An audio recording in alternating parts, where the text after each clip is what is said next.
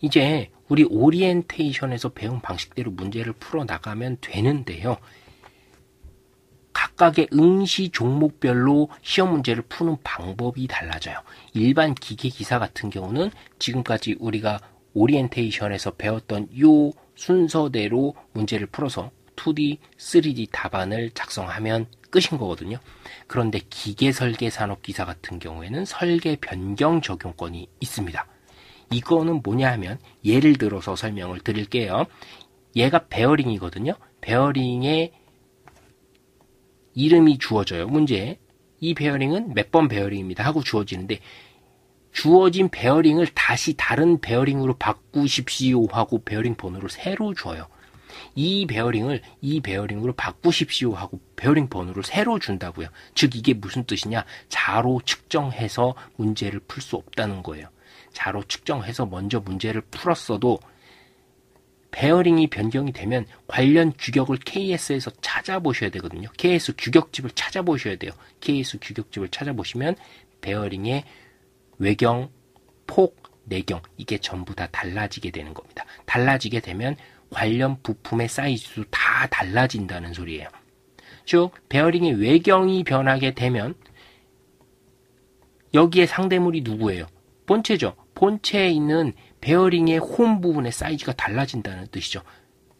본체의 사이즈가 변경되도록 설계를 바꿔줘야 되는 거예요. 그럼 본체 사이즈 달라지는 거죠?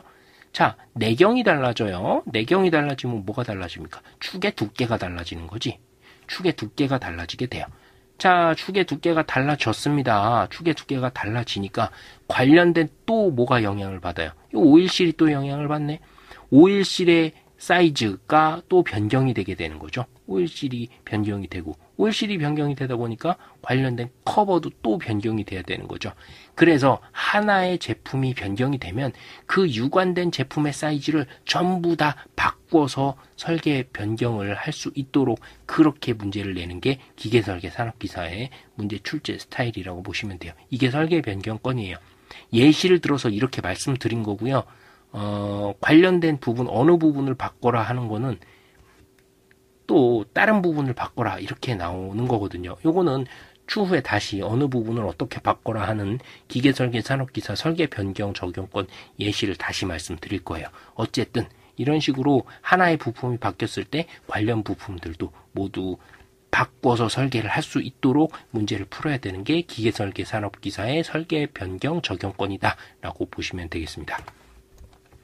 즉 자로 현재 문제에 있는 이 부분을 치수를 잰 걸 그대로 답안 도면을 그리게 되면 거의 낙방이라고 보시면 돼요. 설계 변경을 적용하면 자로 돼서 그렸었던 치수에서 규격집에 적용된 치수들, 규격집에 의해서 변경된 치수로 다시 다 개정을 해서 답안 도면을 작성하셔야 되는 그 내용입니다. 이게 기계설계 산업기사에만 있어요. 그래서 문제 유형은 같지만 일반 기계기사나 기계설계 산업기사 나중에 문제 풀이 방식이 확 달라지게 되는 겁니다. 이제 전산응용 기계제도 기능사 하시는 분들은 단면 및 질량 해석이 있습니다. 3D 답안을 작성을 할 때요. 3D 답안의 속 부분까지 보이도록 4분의 1 단면을 하라고 주어지는 경우가 있어요. 이거 기능사에만 있어요. 그러면 4분의 1 단면을 해서 배치하라고 하는 문제 부품 번호에 대해서는 단면을 반드시 하셔야 됩니다. 그리고 또 뭐가 있냐 하면 질량 해석이 있거든요. 질량 해석. 해당 부품을 똑같이 그렸을 때 해당 부품의 밀도가 주어지고요. 밀도가 주어졌을 때 나오는 질량이 있어요. 그 질량이 현저하게 차이가 나면 잘못 그린 거야. 3D건 2D건 작업이 제대로 됐다고 볼 수 없는 거거든요. 그걸로 평가하겠다는 거예요. 질량 해석을 할 수 있는지 없는지 그걸 첫 번째로 보고 질량 해석에 나온 해석값을 보고 여러분들이 그린 게 그냥 눈속임으로 그렸는지 아니면 정확히 그렸는지 요거를 배점에 넣어서 판단을 하겠다는 뜻입니다. 전산응용 기계제도 기능사는 4분의 1 단면 및 질량 해석이 들어가 있다. 그래서 같은 문제로 문제를 풀더라도 일반 기계기사, 기계설계 산업기사, 전산응용 기계제도 기능사 작업을 하는 방법은 일부 차이가 생길 수밖에 없다. 요거를 여러분들이 반드시 알고 가셔야 되겠습니다.